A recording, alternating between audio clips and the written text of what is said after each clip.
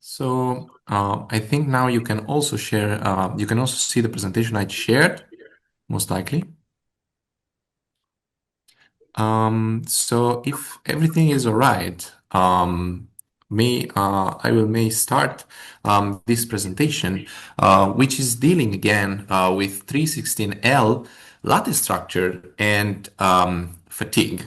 So as you've seen, if you attended the previous presentation and the presentation before that, there is a lot of work right now focusing on fatigue, also on lattice structure, and of course on 316L.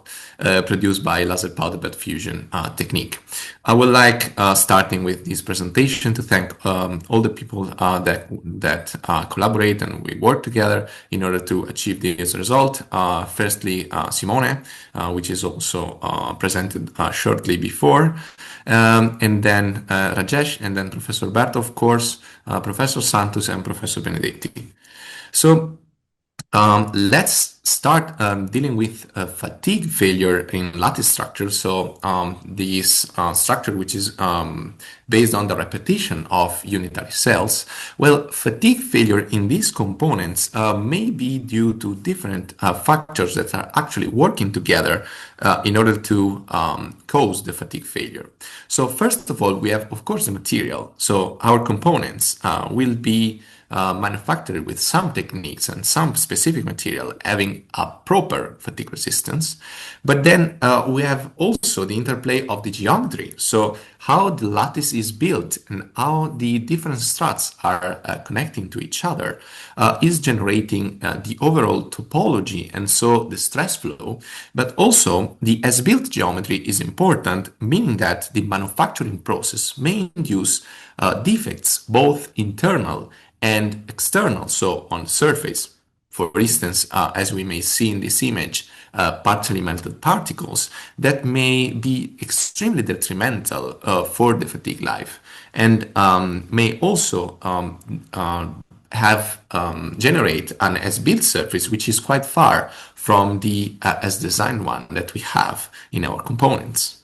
So how to deal with this problem? Well, we started, as my colleague mentioned before, with a bottom-up approach, meaning that in order to understand the fatigue resistance of a very complex lattice component, we will start with analyzing the fatigue resistance of the subunital elements, which are actually forming the components, so the very bricks that are actually building the entire structure. So to do that, we consider again what we call miniaturized specimens, which are these very small components based on two grips and an internal gauge length with millimetric dimension in order to calibrate and understand what are the fatigue properties of these subunital elements of the lattice and so infer the life of the lattice itself. For this specific analysis, we selected three different printing orientations, so 90 degree, 45, and 30, as you may see in this slide.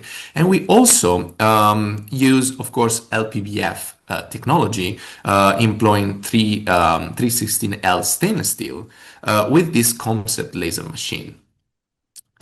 So given this introduction, what we have done is following this workflow. So we started with the design of the component, as I showed you before, and then we manufactured it. And we didn't perform any kind of post-processing because this material is good in the as-built state, let's say, as it comes from the machine.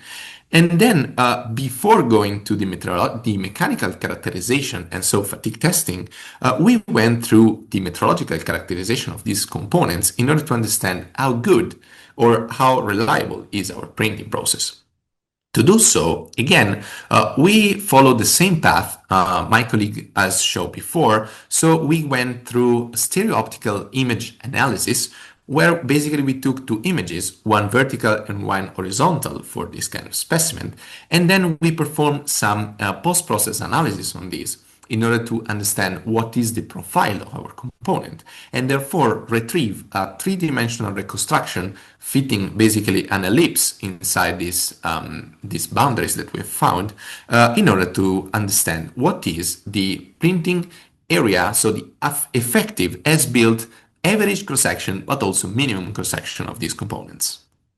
So we can start with this analysis and we can have a look at the first metrological result that we can achieve. So at the beginning, we can have a look both at the average and the minimum cross-section for the given different printing directions. So this is, as you may see from this picture, there is a clear difference between the 90-degree and the other two batches. And where we have all of them differing from the nominal diameter, so there is a clear difference between the as-designed and the as-built result, but we found that in the 90-degree we have a cross-sectional dimension which is less with respect to what we expect, so what we have designed. Instead, for 45 and 30-degree, we have an increment of the nominal diameter.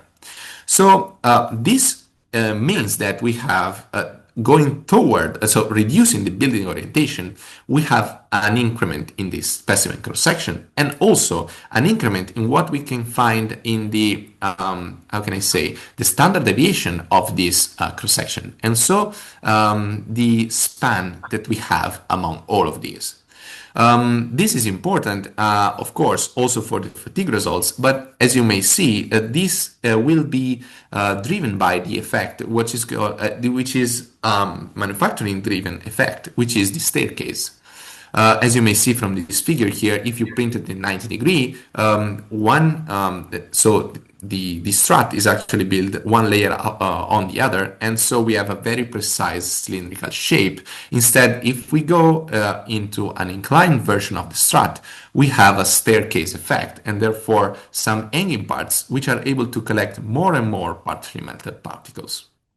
So keeping this in mind, we can go ahead and perform fatigue test. We selected three different load ratio for this fatigue tests, and namely we had R equals 0.1, -1, so fully reverse fatigue, and R equal -4, which is compressive, mini compressive fatigue. So we will try to understand how this mean stress effect will influence the fatigue resistance of all these specimens printed in different building orientation. Of course, as you may imagine, testing these components is not so easy, so we have a custom gripping system on our Rummel microton machine. So here are the results in terms of fatigue resistance. So these are the Wheeler curves for the different R ratio. Starting from the left to right, we have 0, 1, -1, and -4. And we can see that we have fit all the fatigue data with the 50% fatigue resistance, with also scatter band from 90 to 10%. And we can see that for each and every load ratio, we have a sort of coherence among the different direction, meaning that this material, so 316L, let's say it shows quite similar result independently to the printing orientation, even if, of course, some variation is still measured. What we can see also in this chart is that we have R-1 and R-0.1 are quite close in terms of fatigue limit, while R-4 has a higher fatigue resistance, which is something that we expect considering a different loading ratio and increasing compressive loads. In order to understand the role of also internal defects and not only external defects, we also took a porosity analysis. So we took 3 different specimens for each batch, and we performed some cuttings, and we performed metalographic inspection for all of these cross sections. And you can see in the chart in the right the pore dimension that we have found.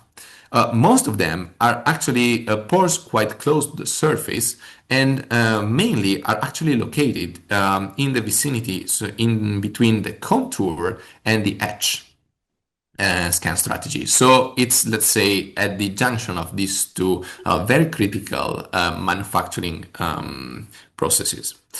So based on this porosity analysis, we can also go ahead and try to understand which is the influence of the mean stress effect via height diagrams. So as you may see here, for the different printing orientation, we have this kind of results, and you can see how also this result changes if you consider with different let's say, number of cycle to failure, so 10 to the power 7, power 6 to the power 5. What we can see here is that if we go toward high cycle fatigue, we have all the data which are quite compressed. Instead, if you go through 10 to the power 6 and 10 to the power 5, we have a very clear trend in this kind of results. So we also try to fit modified Goodman and Smith, Watson, and Topper models in order to understand if we can get an overall view of what is going on at different stress levels. So this is our final result for today. So I would like to describe my conclusion. So we see that the printing quality across different orientation is quite similar. And also we found that there is a clear mean stress effect for all of the four building orientation, actually three building orientation.